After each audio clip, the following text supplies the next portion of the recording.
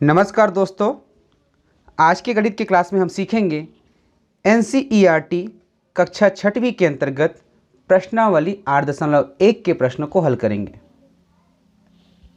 सबसे पहला जो प्रश्न है, निम्न के लिए दी गई सारणी में संख्याएं लिखिए। अब जो भी प्रश्न आपके सामने आएंगे उसे हम समझ के साथ बनाने वाले हैं। देखिए दोस्तों, यहाँ पर जो चित्र आपको दिखाई दे रहे हैं इसको आपको समझना होगा। सिर्फ दहाई, इकाई और दशांश के आधार पर मत समझिए, चित्र रूप में समझिए। इसमें जो मूल इकाई है जिसे हम बेस मानते हैं वो है यह एक वस्तु है अर्थात इकाई है। अब इस तरफ देखा जाए तो यहाँ पर दशांश है। दशांश का अर्थ होता है एक वस्तु को यदि 10 टुकड़े में बांटा गया तो उसका एक हिस्सा एक दशांश कहलाता है। इस प्रकार से यदि इसे ध्यान दिया जाए तो 10 टुकड़ा में से यह 2 टुकड़ा है। ठीक है। अब इस मूल इकाई के अगर इस तरफ बढ़ें तो आप देख रहे हैं एक लाइन में इसी प्रकार से 10 वस्तुएं हैं। 1 2 3 4 5 6 7 8 9 10। एक लाइन में 10 है तो 3 लाइन में हुआ 30। चूँकि इसमें एक लाइन में 10 है इसलिए इसे एक दहाई कहा जाता है। तो इस प्रकार से यहाँ पर 3 लाइन है, 3 स्तंभ है, तो यह जो है 3 दहाई हुआ। ठीक है। 3 दहाई, 1 इकाई और 2 दशांश। तो इसे आप किस प्रकार से लिखेंगे? ये आपके पास सारणी है। यहाँ पर दहाई में देखिए, आप लिखते समय शुरुआत यहाँ से मत कीजिए। आपका मूल क्या चीज़ है? इकाई है। इकाई के नीचे 1 लिखिए क्योंकि एक वस्तु है। उसके बाद दहाई में देखिए 1 दहाई, 2 दहाई, 3 दहाई, तो दहाई वाले कॉलम में लिखिए 3। और उसके बाद दशांश, हमने आपको बताया कि एक इकाई का 10वां हिस्सा एक दशांश होता है। यहाँ पर 2 दशांश है तो इस स्थान पर लिखेंगे 2। ठीक है। अब इसे पढ़ेंगे कितना? 3 दहाई, 1 इकाई अर्थात 30 और 1 31, 31.2। इकाई और दशांश के बीच में एक पॉइंट होता है जिसे कहा जाता है दशमलव, तो 31.2 है। इसी तरह दूसरे प्रश्न को देखते हैं। ये आपके पास दूसरा प्रश्न है। प्रश्न 1 का जो बी ऑप्शन है उसको हल करते हैं। अब यहाँ पर देखिए सैकड़ा है, दहाई है, दशांश है। तो आपको सबसे पहले क्या ढूंढना है? मूल इकाई अर्थात एक कहाँ पर है, एक वस्तु कहाँ पर है। तो यहाँ पर एक वस्तु नहीं है अर्थात इकाई नहीं है। इकाई से 10 गुना होता है दहाई और दहाई से 10 गुना होता है सैकड़ा, ये हम जानते हैं। तो यहाँ पर इकाई कुछ भी नहीं है, तो आप इकाई वाले कॉलम में सबसे पहले लिखेंगे 0। ठीक है। उसके बाद देखिए दहाई में 1 दहाई है तो आप लिखेंगे 1 दहाई। उसके बाद सैकड़ा में 1 सैकड़ा है तो यहाँ पर लिखेंगे 1 सैकड़ा। और उसके बाद देखिए दशांश कितना है? दशांश है 1 दशांश, 2 दशांश, 3 दशांश, 4 दशांश। तो यहाँ पर इसे इस स्थान पर लिखेंगे 4 दशांश। अब जब इसको पढ़ेंगे तो क्या होगा? ये तो दशांश है, ये इकाई है, ये दहाई है, ये सैकड़ा है। तो 110 शून्य इकाई अर्थात 110.4 इसे पढ़ा जाएगा। तो इस प्रकार आप समझ के साथ इस प्रश्न को बनाइए। अब हम चलते हैं दूसरे प्रश्न की ओर।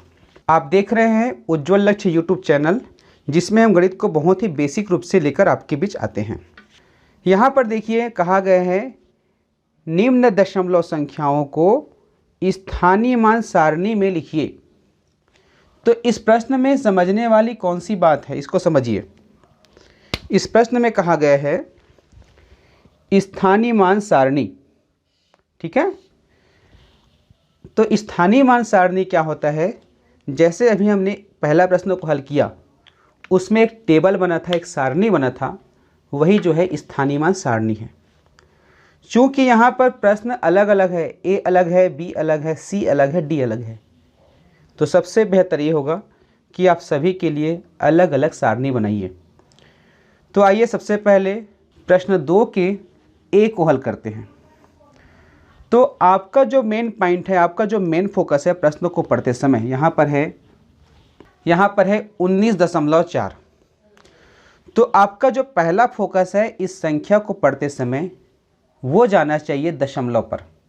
ठीक है, आप अपने ध्यान को दशमलव पर ले आइए। दशमलव के ठीक पहले की जो संख्या होती है वह कहलाता है इकाई, अर्थात अकेली वस्तु जो किसी ग्रुप में नहीं है, जो किसी बंडल में नहीं है। तो यहाँ पर 9 है, अर्थात 9 इकाई। यदि आप चित्र रूप में बनाते हैं तो इस प्रकार से आपको 9 डिब्बे बनाना होगा अलग अलग, ये 9 इकाई को दिखाएगा। और यहाँ पर है 1 दहाई, अर्थात 10 का एक बंडल। ठीक है, अब इसे आप सारणी के रूप में किस प्रकार से लिख सकते हैं? तो सबसे पहले आप छोटा सा एक सारणी बनाइए जिसमें देखिए स्केल का ज़रूर उपयोग कीजिएगा, जिसमें ये जो पहला कॉलम है ये कहलाएगा इकाई का अंक।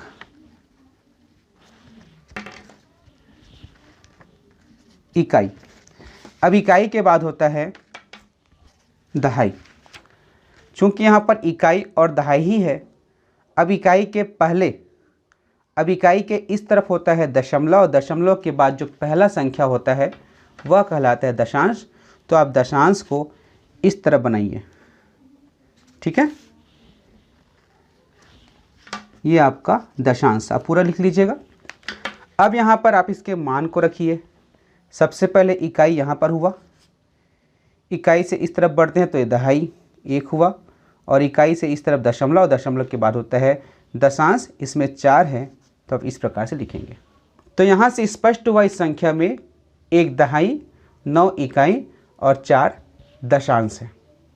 ठीक है, अब इसी प्रकार जो है आप बी के लिए एक सारणी बनाइए। देखिए अलग अलग करना चाहिए सभी को, क्योंकि अलग अलग प्रश्न पूछा गया है।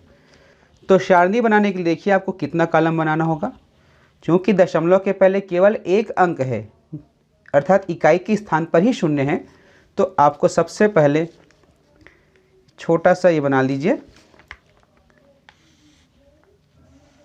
ये हुआ इकाई का स्थान, और इकाई के बाद होता है दशांश, तो ये हुआ दशांश। ठीक है, ये हुआ दशांश। अब यहाँ पर इकाई के नीचे 0 है और दशमलव के बाद 3 है, तो ये हुआ 3 दशांश। इसे आप इस प्रकार से लिख सकते हैं। देखिए मेरी राइटिंग जो है उतनी अच्छी नहीं बनती, लेकिन आप यहाँ से समझ सकते हैं। अब आप तीसरे प्रश्न को हल कीजिए, जो है सी 10.6। ठीक है, अब 10.6 को सबसे पहले पढ़िए। आपका मेन फोकस कहाँ पे जाना चाहिए? दशमलव पर। तो दशमलव के पहले है इकाई, अर्थात 0 है यहाँ पर, और उसके बाद है दहाई, जिसमें 1 दहाई है। तो आप एक टेबल और बनाइए।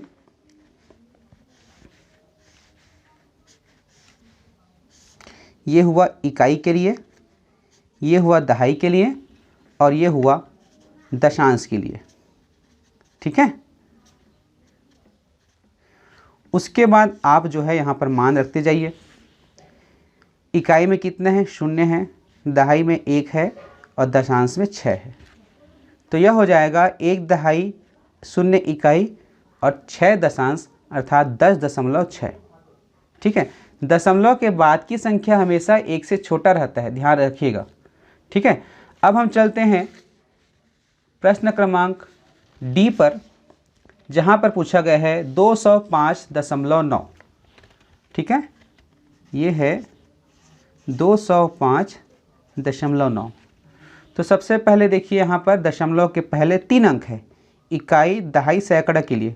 तो आपको इस प्रकार से जब लाइन बनाएंगे तो ये हो जाएगा इकाई, दहाई और ये सैकड़ा, और ये हो जाएगा दशांश के लिए। तो यहाँ पर लिखिए इकाई, दहाई, सैकड़ा, और ये हुआ दशांश के लिए। ठीक है। अब उसके बाद इकाई के नीचे क्या आएगा, 5 आएगा। दहाई में कितना आएगा, 0 आएगा। और सैकड़ा में कितना आएगा, 2 आएगा। और यहाँ पर देखिए दशमलव के बाद 9 है, अर्थात 9 दशांश है, तो यहाँ पर आप 9 लिखेंगे। इस प्रकार से आप दी गई संख्याओं को जो है स्थानीय मान की सारणी में लिख सकते हैं। अब हम प्रश्न क्रमांक 3 को हल करेंगे। बहुत सिंपल है, इसको समझिए।